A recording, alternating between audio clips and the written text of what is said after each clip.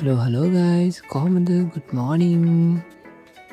මේ දවස් ටිකේ නම් බ්ලොග් එකක් කරන්න මට ටයිම් තිබුණේ නැහැ මොකද අසයින්මන්ට් එකක් අපිට දීලා තියෙනවා අපේ ටීම් එකට ඉතින් ටීම් එකේ වැඩක් නිසා මට බෑ කියන්නත් බෑ ඉතින් අද මම කැම්පස් ආවා මගේ ටීම් එකත් එක්ක අසයින්මන්ට් එක කරන්න ඉතින් ගයිස් මොකද වෙන්නේ කියලා බලාගෙන ඉන්න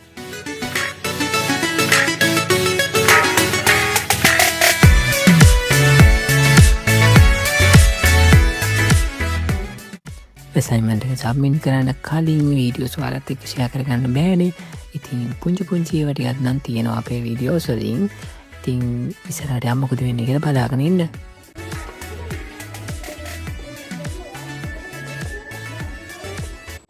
මේ අපේ දෙවනි දවස පළවෙනි දවසේ තමයි වීඩියෝ ටිකක් ගත්තා. අද දෙවනි දවසේ ඉතින් දෙවනි දවසේ තමයි වීඩියෝ ගොඩක් ගත්තා. මේන අපේ ටීම එකින් නළුවෝ ටිකයි නිලියෝ ටිකයි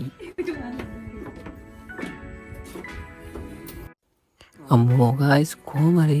වීඩියෝ ටික නම් අරගෙන ඉවර කරගත්තා දැන් තියෙන්නේ එඩිට් කරන පාර්ට් එක තමයි ඉතින් මම ඇඳේ මෙහෙම තියාගෙන ඊට ඒක අල්ලගෙන චුට්ටක් වෙලා හිටියනවා අම්මා එදා මට අතෑරිලා මට මේක අම්මා නෙට් එක ගත්තා